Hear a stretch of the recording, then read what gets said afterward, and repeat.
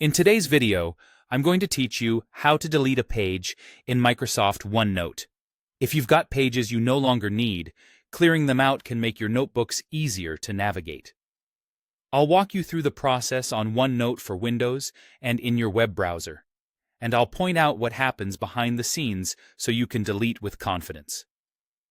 Let's start with OneNote for Windows, also known as the desktop app. Begin by opening the notebook that contains the page you want to remove.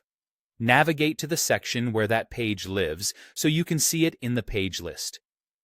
In that list, find the page name, then right-click it to open the context menu. Choose Delete Page. That's it. Your page is removed from the section. The important thing to know is that it isn't gone forever right away. OneNote moves deleted pages to the notebook recycle bin so you can restore them later if you need to. This is especially helpful if you delete the wrong page by mistake or realize you still need the content after all. Now, if you're using OneNote for the web in your browser, the steps are very similar. Open your notebook online and navigate to the section that contains the page you want to delete. In the page list, right-click the page name if you're on a PC. If you're on a Mac, use Control-click to get the same context menu.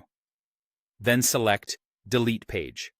Just like in the desktop app, the page moves into Deleted Notes or the recycle bin for that notebook. You can think of this as a safety net.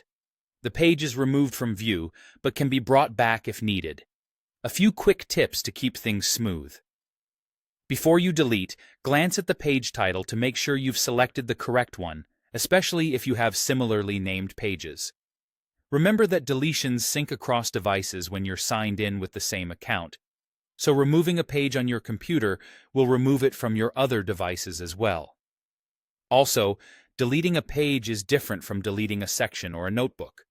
Make sure you're right-clicking the specific page name in the page list. To recap, on Windows, open the notebook, go to the right section, right-click the page, and choose Delete Page.